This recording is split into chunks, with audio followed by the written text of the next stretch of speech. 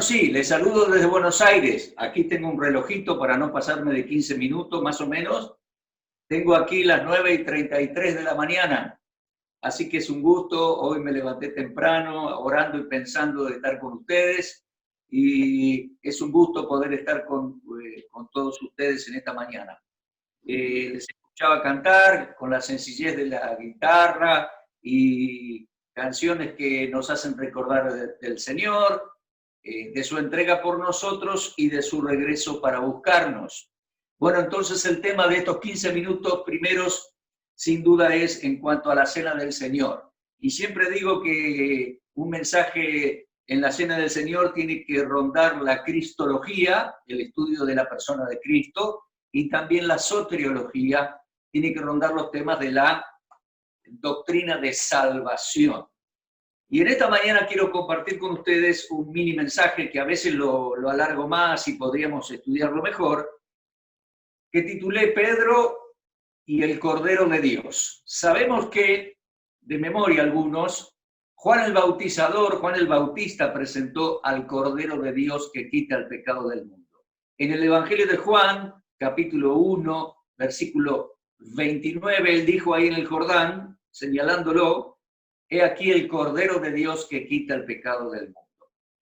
Creo que muchos no entendieron al principio de qué se trataba, era lógico, pero Pedro escribe como apóstol muchos años más, habían pasado desde la crucifixión, muerte, sepultura y resurrección del Señor y presenta al Cordero.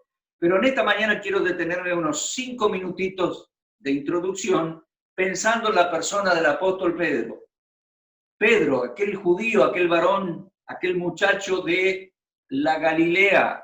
La Escritura es clara en decirnos que él era de la ciudad de Betsaida, en la Galilea. Eso es bien al norte en Israel, incluso al norte del lago de Galilea. Cerquita del lago, pero al norte del lago de Galilea. Él era pescador de profesión y judío fiel, judío en aquellos días.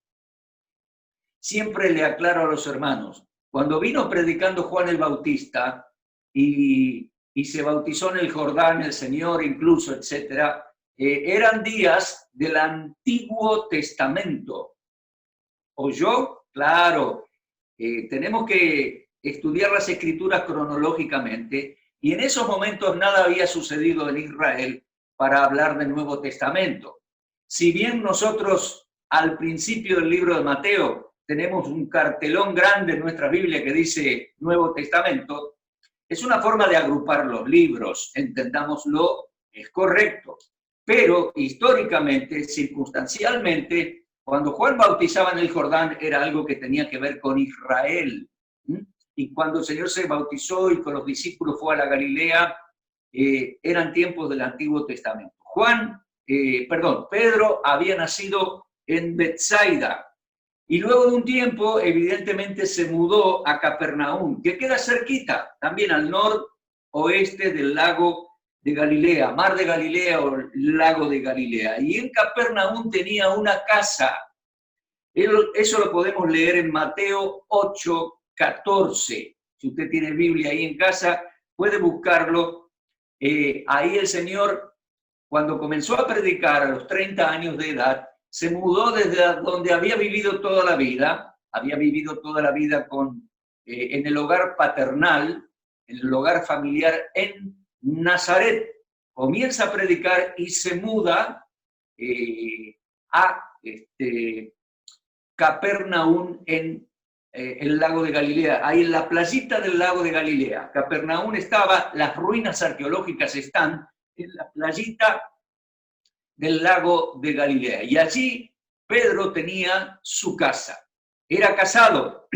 En Mateo 8:14 leemos que el Señor Jesucristo llegó a la casa de Pedro y su suegra estaba en cama con mucha fiebre.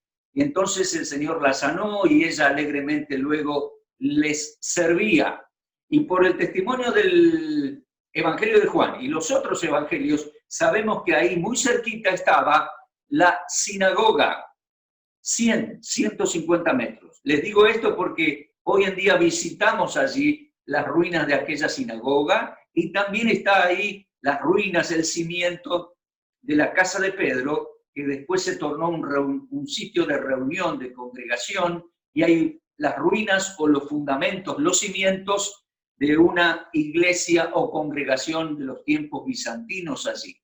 Pedro, entonces, el judío, el hombre fiel, el que asistía a la sinagoga siempre, que tenía suegra, familia, el hombre aquellos días, judío fiel, llega el Mesías y los llama personalmente para ser uno de los 12 talmidim, uno de los apóstoles sería tiempo después, uno de los enviados. El Señor lo llama y le dice: Pedro, eres pescador, desde ahora serás pescador de hombres.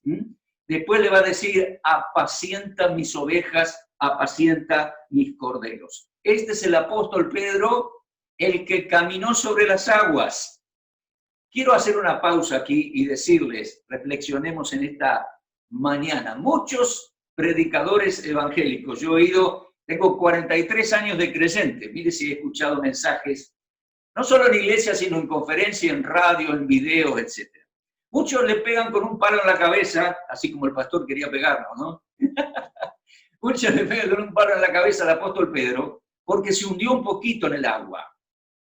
Pero miremos bien esa historia. Fue el único que se atrevió a decirle al Señor, que venía caminando sobre las aguas: Señor, si eres tú, manda que yo vaya sobre las aguas.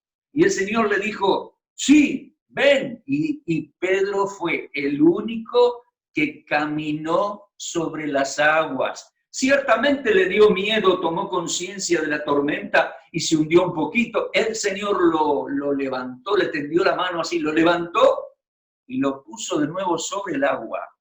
Y juntos caminaron hasta la barca. ¿Qué le parece? Así que por favor no me critique el apóstol Pedro, más bien es él un ejemplo de fe y un desafío. Me acuerdo yo en el otro milenio, cuando al Instituto Bíblico jovencito llegó Tom Maharis, el pastor Tom Maharis que ustedes conocen, y nos cantaba una canción que decía: Jesus calls us walk on water. Una hermosa canción. Dice: el Señor Jesús nos desafía, nos llama a caminar sobre las aguas, como hizo Pedro. Así que no me critique a Pedro, mírelo como un ejemplo de fe. También lo critican porque en un momento, en aquella noche, negó al Señor. Mire, en el patio de Caifás había 500 de la patota de Caifás que querían matar al Señor, y Pedro entró al lugar como sapo de otro pozo, decimos los argentinos. Fue muy dura la situación y él negó al Señor, sí. Pero créame, fue el único de los apóstoles que estuvo ahí, y Juan también. O sea que él siempre estuvo ahí. Y realmente el Señor Jesucristo nunca le reprochó nada. En la playa del lago de Galilea, leemos en Juan 21, que el Señor le preguntó 3 veces si lo amaba.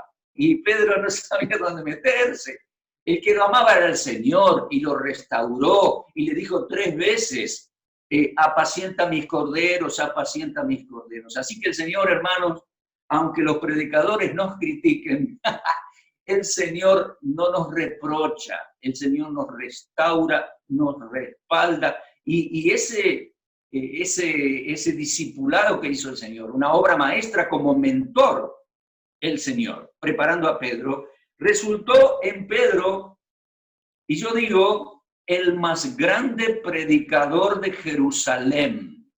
¿Oyó? Sí, por Jerusalén pasaron tantos predicadores, pero Pedro tuvo varios años predicando en las calles, en el templo, por las casas. Y con Pedro se convirtieron miles y miles y miles de judíos en uno de los ámbitos más difíciles para predicar, porque él les decía: ustedes mataron al Cristo, ustedes mataron al Señor. Hacía 50 días lo habían matado y corría el riesgo de que a él lo mataran también. Se da cuenta qué valentía y cuánta gente, cuántos judíos que se convirtieron. Pasaron los años y él llegó a ser columna, pastor fundamental en Jerusalén. Vamos al libro de Gálatas y después voy a leer entonces en Primera de Pedro. Ya se me está yendo el tiempo, no se espanten, por favor. Vamos al libro de Gálatas en primer lugar, y ahí tenemos una lectura muy interesante. El apóstol Pablo nos dice que el apóstol Pedro fue columna en Jerusalén, y que a Pedro le fue dado el apostolado a los de la circuncisión. ¿Qué quiere decir eso? Pedro fue apóstol a los judíos creyentes, y también para predicar el evangelio a los judíos no creyentes todavía. Gálatas 2:7.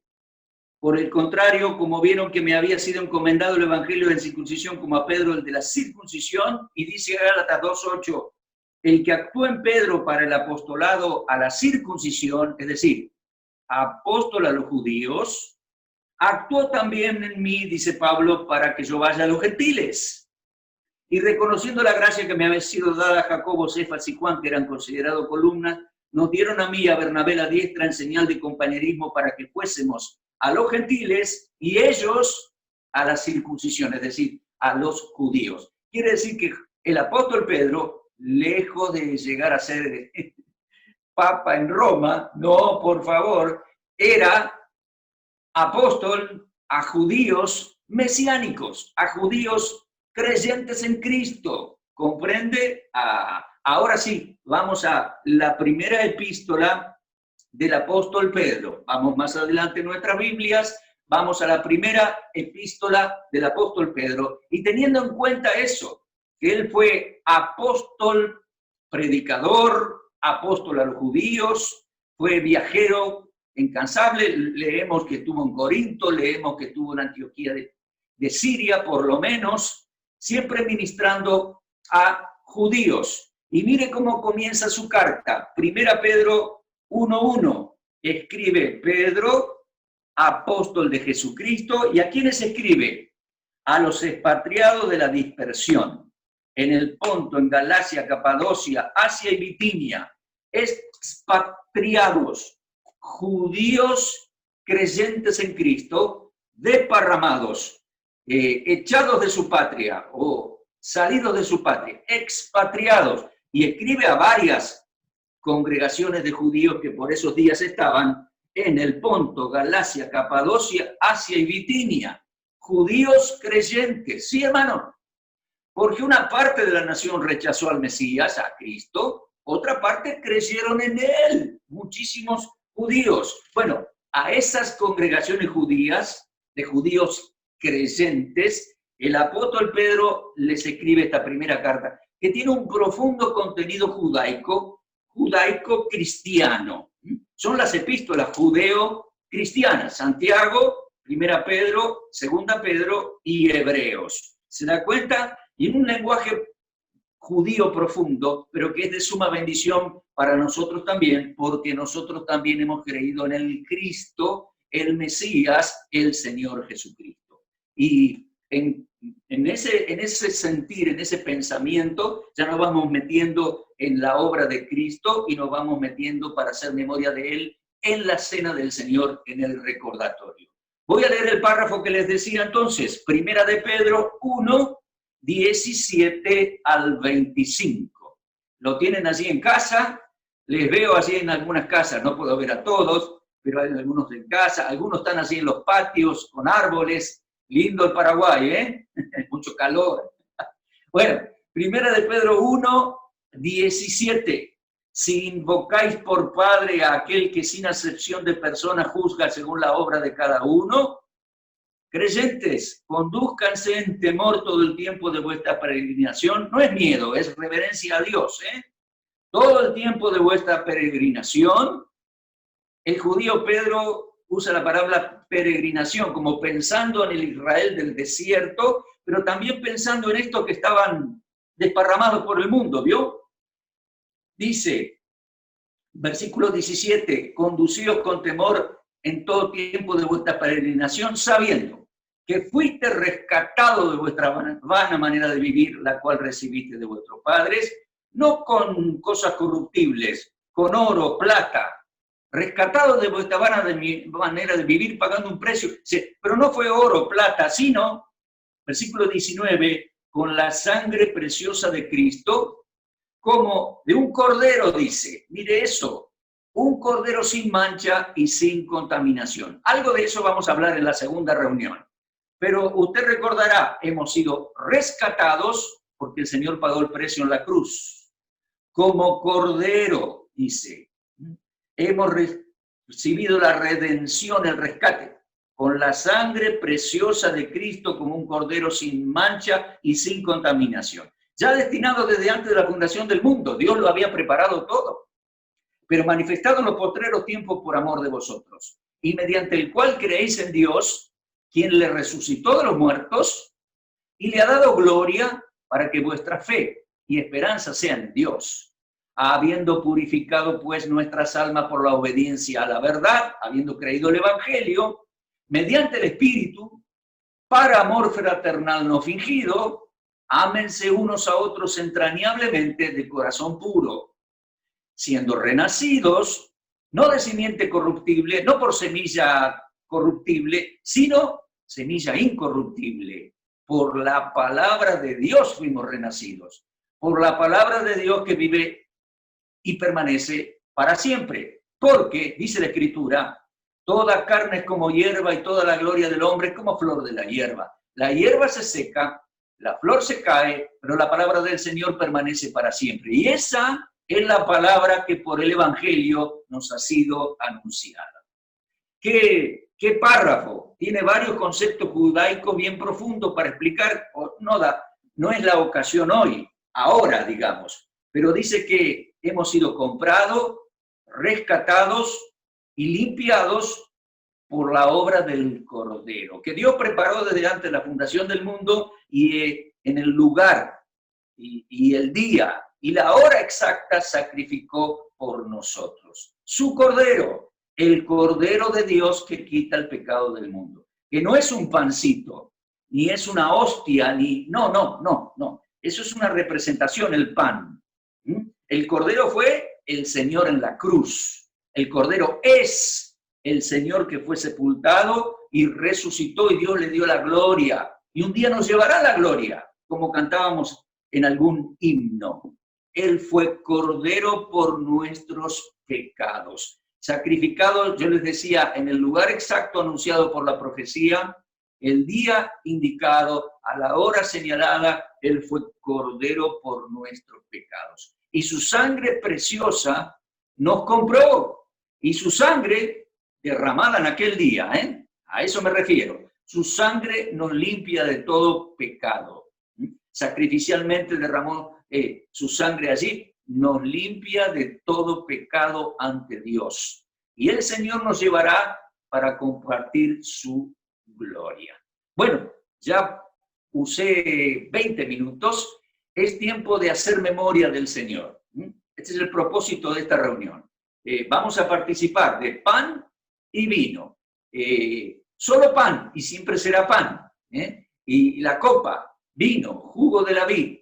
El pan nos recuerda el cuerpo del Señor entregado por nosotros en la cruz. Voluntariamente, Él fue Cordero en el plan perfecto de Dios por nuestros pecados. El vino nos recordará su sangre derramada aquel día.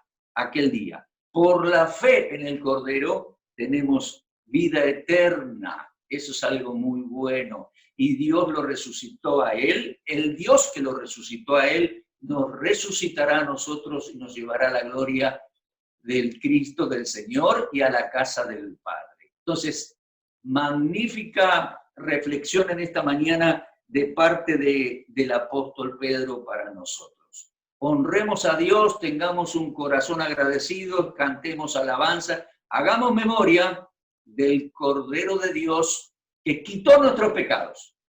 Murió aquella tarde en Jerusalén por nosotros, resucitó y pronto nos vendrá a buscar, resucitar y llevar a su gloria celestial. Así que gloria sea al Señor. Bien.